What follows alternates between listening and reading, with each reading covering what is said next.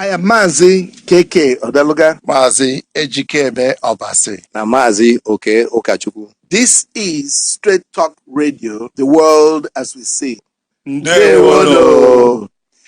I'm Reverend Mitchell L. Johnson, host of Straight Talk Radio featuring My Community Plan Foundation. Join me Sundays from 7 to 9 p.m. as we discuss community transformation. From housing to energy to economic development, our mission is local, our effect is global. From the Simon Wiesenthal Center in Los Angeles to the DuSable African American Museum here in Chicago, you will be touched, educated, and informed. Straight Talk Radio, Sundays at 7 on the Talk of Chicago, 1690 WVON.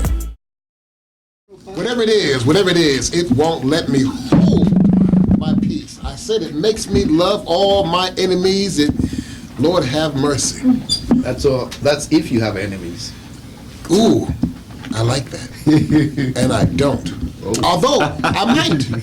The Old Testament was full of enemies. That's right. That's right. And listen, this is Straight Talk Radio. Featuring My Community Plan Foundation, our world as we see it. Pumzeli, I don't know what Sean's problem is, but she's going to show you how it's done. In studio with us is two of our co-hosts, Sean Tenner and Pumzeli Mazibuku, Consul General, Nation of South Africa. Welcome back, my friend. Thank you. Good evening, everybody. As we know, you regularly join us for the second hour, which is our international hour. Mm-hmm. With us in studio is my great friend and brother, my Lord, Halil Demir. Halil, welcome to Straight Talk Radio. Thank you so much. Are you telling me you can't hear? Yeah. But take it off. No. You're doing a pretty good job. Right? Get the volume up for him. Yeah. Just pull over here a little bit and get a little closer. Bring the microphone closer to me. There you go. I spent enough time in your office to be on staff. Listen, Halil is the founding executive director of the Zakat Foundation of America. And we're going to dig in momentarily about the great work the Zakat Foundation does around the world. We are proud to say that the Zakat Foundation is one of the many friends of My Community Plan Foundation. So let's start with the name, Zakat Foundation of America, Halil. Yeah. What is the concept of zakat? Well, zakat is, first of all, thank you so much for invitation, right? You are always kind invited. Invitation, and we are obviously honored. Zakat is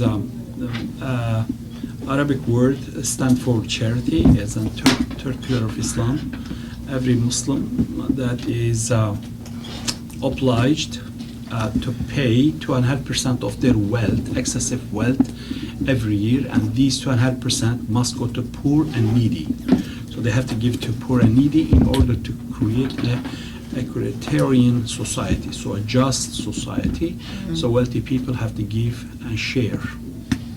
We seem to have a theme with our programs this year. Yes. We had Cook County Board President Tony Preckwinkle on, and it seems her initiatives are more focused on a more just society that allows for marginalized communities to be self-sustainable with the aid of local governments.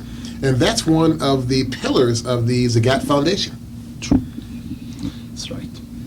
So I'm fascinated by the fact that Zakat Foundation in America does not just give to Muslim organizations or Muslim initiatives. You're involved in a whole host of social service projects covering every walk of life and helping every community. What drives that, and how did you come to be in leadership in Zakat Foundation? So that you know, actually, we were distributing food packages in Chicago to the basically homeless people. Team of my colleagues in Chicago. It's unfortunate that Chicago has 17 billionaires and 300,000 millionaires, and we have approximately 200,000 homeless, or at least 5% of Chicago public school students are homeless. Exactly, and it is unfortunate that the concept of have a fair world. So we live in a world that we all share. If nothing that we share air. So the poverty in South Africa affect us, and the poverty in Africa affect Europe. Millions of refugees in the world affecting and disturbing the peace around the world. So it is not anymore a world that, you know, if south of Ecuador problems appears to be social issues, it's not going to affect anyone else. The fire in Australia today and 1.5 billion animals dying is impacting all of us, and impacting environment. So also the poverty. So therefore poverty is in our societies has to be faced and challenged the way it should be. So Zakat Foundation sees itself an organization that addresses these issues around the world.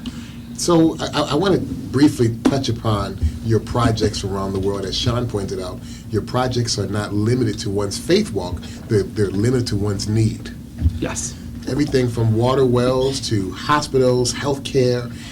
In fact, one of our great friends, we're having a judicial candidates forum on South Indiana with Reverend Dr. Aaron J. McLeod, Esquire. And you did some work over at Attorney McLeod's church as well. True. So here I am thinking I was special. Yeah.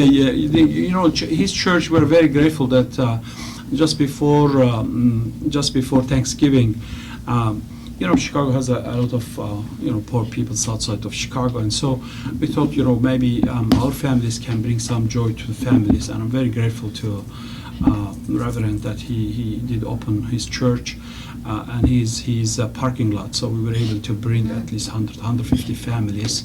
And also in Harvey and Markham, we visited families. We said, you know, surprise of love. So we just knocked their door, and they were very surprised, many families, and we were able to bring some gifts, including turkey, and bring joy to small kids, obviously. So it is great things, yes. That could be a good segue to talk about Turkey and its role in Africa, as a matter of fact. But let's start with Turkey's history in China.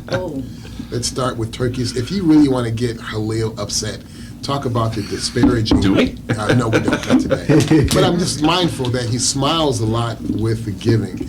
But if you talk about what communities don't have that they could have, then he just loses his wig. I'm not suggesting you're wearing a wig, Halil. No. So let's talk about Turkey's history in China, and then let's bring it back down to Africa. Well, you know, the Turks originally are from Central Asia, obviously. You know, the word Turkestan today, So, wait a minute. You have a Swiss education. Yes. The education in the Americas is distinguishable in that they intentionally keep history in a real way away from young people. That's intentional. So when you say things like, well, as you well know, no, our listening audience does not well know. That's why you're on the air. That's why you're on Straight Talk Radio. A very Eurocentric history that we're taught in school. And you are yourself Turkish? Yes, I'm in Turkey, yes, from a Kurdish family. Which for many is the old Asia Minor, Yes. which is where all the 7 churches of Revelation is situated. He reminds me of that every time. Well, not so much this year, because it's only on the 19th day. But on the last couple of years, walking into his office, on his wall is a picture of the map in every place that the Zakat Foundation has touched. And I would be so amazed by seminary and some of the things we're addressing. And he would take that opportunity to talk about the history of those concepts. I'm sorry, go ahead. Yes. I think also the concept of the early history of early Christianity is very important from the Eastern perspective. So, not the Western perspective? Not from an Eastern The perspective. Eastern Church. That's the Eastern Church. So, city that I born, Urfa, was actually one of the most active Christian center. So active that, according to history, the king of the Abgar wrote a letter, or actually the princess wrote a letter to Jesus, and she asked that, and letters are all verified by the Christian sources. It's not only Arab sources. So he says that he requested that Jesus comes and heals his sons. He had a son, was very sick, and she heard that he was healing people by touching and so. Then, according to history, Jesus sent his brother James to city of Urfa, where I was born. And so the city of Urfa, after James arrived, and the Saint Helen, the mother, become a very famous Christian. In fact, impacted the history of Christianity. So the first Christian humanitarian effort comes from Helen. Saint Helen, the name still exists. So she loved Jesus movement so much, so she moved from city of Urfa or Adieben to Jerusalem, and she built a palace there. And the ruin of the palace still exists all the way to today. And her both sons were the first Christian who fought, actually killed, against the Roman occupation, interestingly. And then Saint Helen, the humanitarian work. So Urfa was so important. The first Crusaders from Europe, they went to Jerusalem, but second Crusaders went to Urfa. Wow. So you ask yourself, why the Crusaders will go to Urfa when this city was not very important for Christianity, right? The Turin cover, the cover that they find, that was in Urfa actually. They brought the Shroud of Turin? Shroud of the Turin. So Shroud came to Turin, but was from Urfa. So Urfa, most of these artifacts and the antiquities. Exactly. They were in Urfa. And Urfa used to be one of the main learning center of Christianity. Wow. Okay, with a lot of books and a lot of scholars. And another time maybe we shall go. And we will. No, that's right. And that's important, because when people, Turkey is in the news recently, but people are not so educated about the centrality of Turkey in what has happened in history, how significant it is. and so yes, and also what Turkey's actions and activities in Africa now. Questions So we'll get to it. Questions or comments for Halil? Call 312-374-8130. 312-374-8130. Madam Pumzeli. Thank you so much. So I'd like to just find out from you, from an international humanitarian organization perspective, the work that you're doing in Africa, and for how long have you been doing that work? Well, Zakat Foundation has been 20 years, but the culture that I grew up, probably you have similar culture in South Africa. I'm certain. I think I talked to you about a great teacher of mine. I was honored to get to know him, a man that I admire so much. And Kathy, as the Nelson Mandela called him, or my uncle, Ahmed Kathrada, that was honored to. And from my discussion with him, I know the South African have the same culture of the generosity and giving and caring. Yeah. So we grew up in a culture that, I was raised by my mom mainly, and my mom taught me that generosity and taking care of the poor and needy was a part of being a great human being. And if you want to be a human in sense of what a human's supposed to be, my mother taught me that I have to take care of these poor and needy. So we have these fig trees, the fig trees that garden people will pass the main road, and she will make sure that I take these figs and distribute and give them. She says these are people, travelers. Travelers usually be hungry. They're coming from home and they didn't make their destination yet. So say, and don't think giving figs that will ever increase your figs. So in fact, there's a blessing in it. The fig that you give is not yours. Anyway, that is theirs. Yes. And that is how I grow up, and the humanitarian work is continue. Yeah. I'm glad you mentioned Mr. Ahmed Kathrada, who was an anti-apartheid activist, and who also was in jail with Nelson Mandela. And I know you had the honor to host him in your residence. Thank you. Yes. I met a lot of great people. I have to say, Madam, I think Ahmed Kathrada was somebody that has impacted me. I did support African National Congress struggle in Europe. I was part of it. In fact, Pickbota was at the United Nations. We, as a students, closed the UN's gate. We wouldn't allow them to. So the press support of African National Congress and the struggle of people of South Africa against the evil apartheid regime. So I knew him. But when I met him, learned about the leadership, Walter Sulis, Nelson Mandela, and all these great leaders and their life, I was. I have to say that one of the most impressive struggle for freedom and justice and human dignity was in South Africa in our time. We're honored to meet him.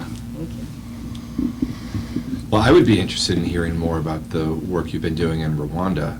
I know that's the context in which we first met.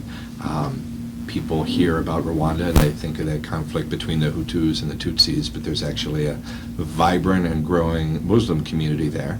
And I'd like to hear a little bit about what Zakat Foundation is doing there, and how do you think the community is doing in Rwanda? First of all, let me thank you, and thank also the Abolitionist Institute bringing a great man, Isad, and introduced to us. We were honored the first we met. So he's a great man. I wouldn't say, I will take credit, all credit that what we did in Rwanda, but because of you guys and because of having great people like that. The work done always by human being. So you have to have these great people in order to do the work. So Issa is one of these dynamic, that's that very intelligent and smart man, has a very good relation with the government, and has a vision, understanding what is it that has to be, create the peace and justice, bring peoples together, warm their hearts before they see each other from that religion. And so we've been working. In fact, our work we asked them, we were going to have a livestock distribution in Rwanda. Yes. So, among I love seeing those photos. Right? So we're going to distribute, identifying the families, and these families will receive livestock. Wonderful. So we're hoping that impact in their lives and change and bring communities together. So Issa does a great job. Thank you so much for introducing it to us. So we are absolutely just pleased and happier than we can say to have Halil Demir from the Zakat Foundation of America right here on Straight Talk Radio. Featuring My Community Plan Foundation, Our World as We See It. Sean. He's the master. He's the master of the sound bite. Either way, we'll be right back after this short break. Welcome back to Straight Talk Radio. Featuring My Community Plan Foundation.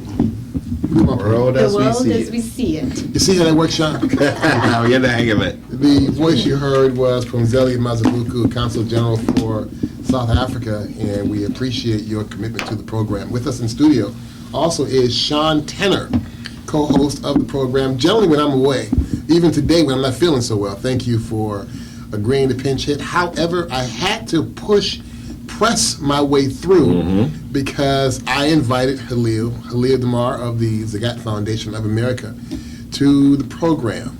I want to remind all of us, our listening and viewing audience, that the My Community Plan Foundation will present its Illinois Supreme Court and Appellate Court Candidates Forum on Saturday, January 25th from 1 to 3:30 p.m. at the Gotham United Methodist Church, located at 5600 South Indiana Avenue, where the host pastor is Reverend Dr. Attorney Aaron J. McLeod. Want to make sure we see you at Gotham, 1 o'clock on Saturday for the Illinois Supreme Court and Appellate Court Candidates Forum. While we were on break, everyone took a picture of a book. That book is Halil. What's the book? 9 Myths About Muslim Charities. Yes. 9 myths. Who wrote it? Muslim Charities. And what was it that spurred you to write this How do we book? know he wrote it? Well, I think I say his name. His on name the is cover. No, remember, he's just an executive director. He could be a collector of fine writings. So that's fine, An but he's anthology. a scholar too. Don't you see the elements gentleman. of his historical knowledge and the broad view of that? Yes, that's interesting. We didn't get into all that, No. but he has a good heart. I was going And to he- say he should write a book, but then. So can you please tell us what inspired you to write this book? Something must have happened. There must be for myths you. that need to be shattered. That's right. Don't you think I have to clear my name first?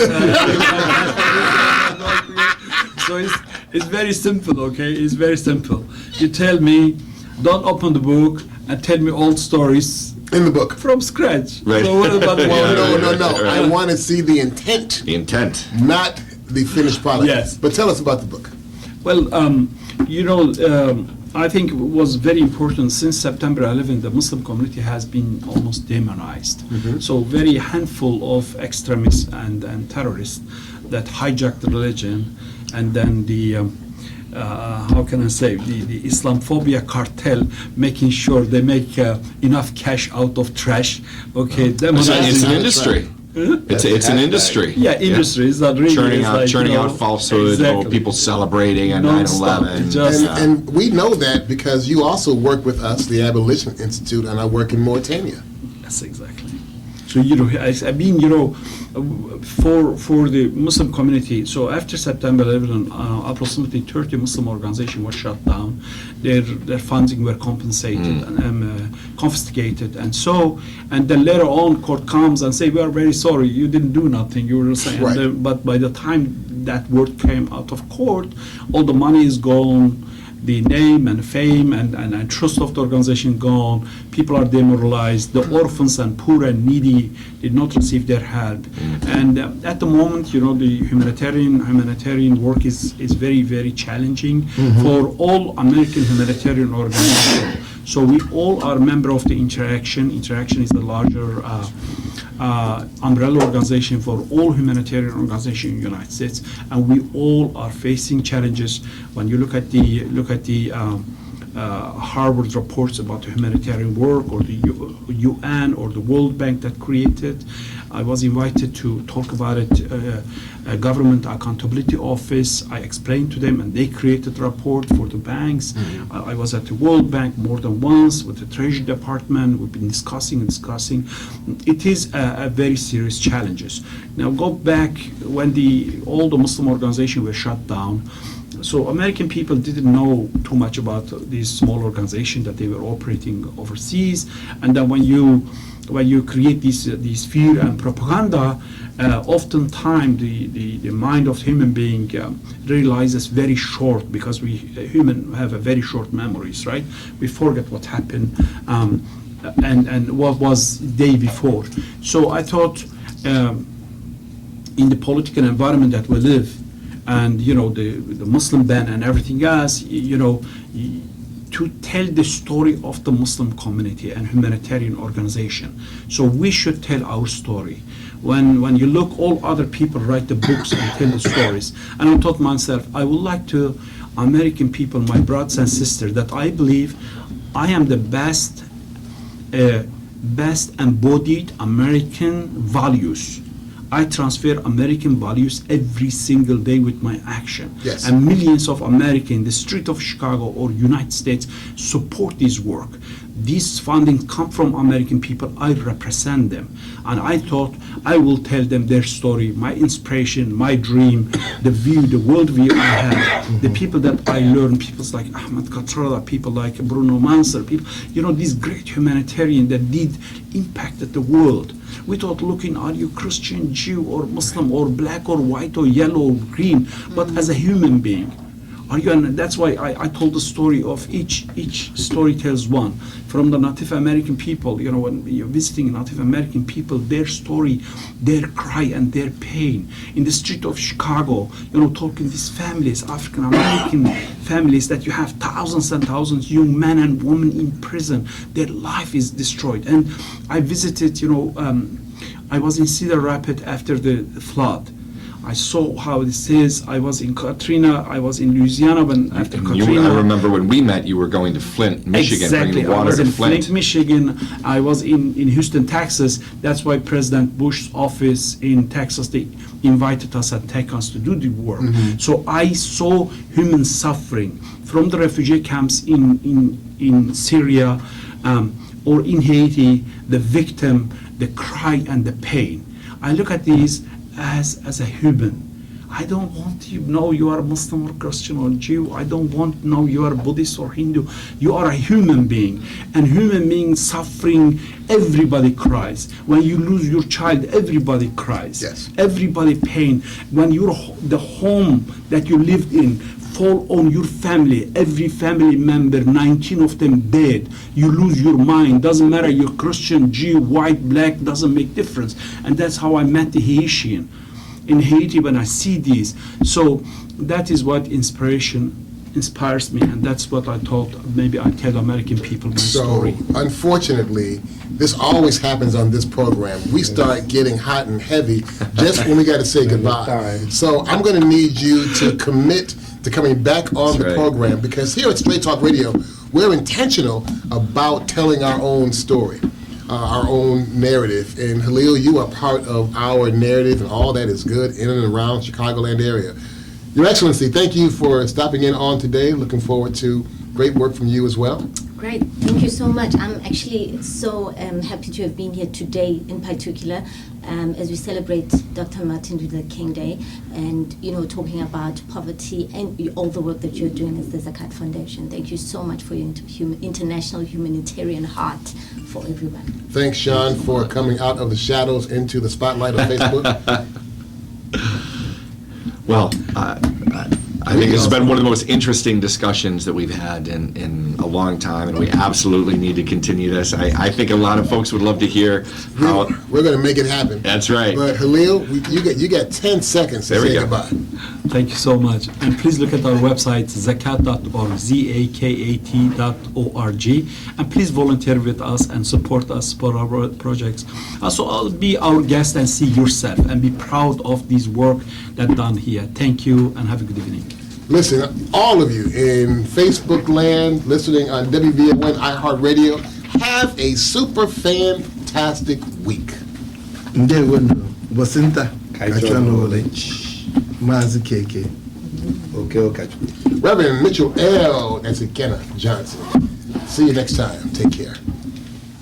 I am Mazi KK Odeluga. Mazi Ejikeme Obasi. Na Mazi Oke Okachukwu. This is Straight Talk Radio, the world as we see. Ndewono. I'm Reverend Mitchell L. Johnson, host of Straight Talk Radio featuring My Community Plan Foundation. Join me Sundays from 7 to 9 p.m. as we discuss community transformation. From housing to energy to economic development, our mission is local, our effect is global. From the Simon Wiesenthal Center in Los Angeles to the DuSable African American Museum here in Chicago, you will be touched, educated, and informed. Straight Talk Radio, Sundays at 7 on the Talk of Chicago, 1690 WVON.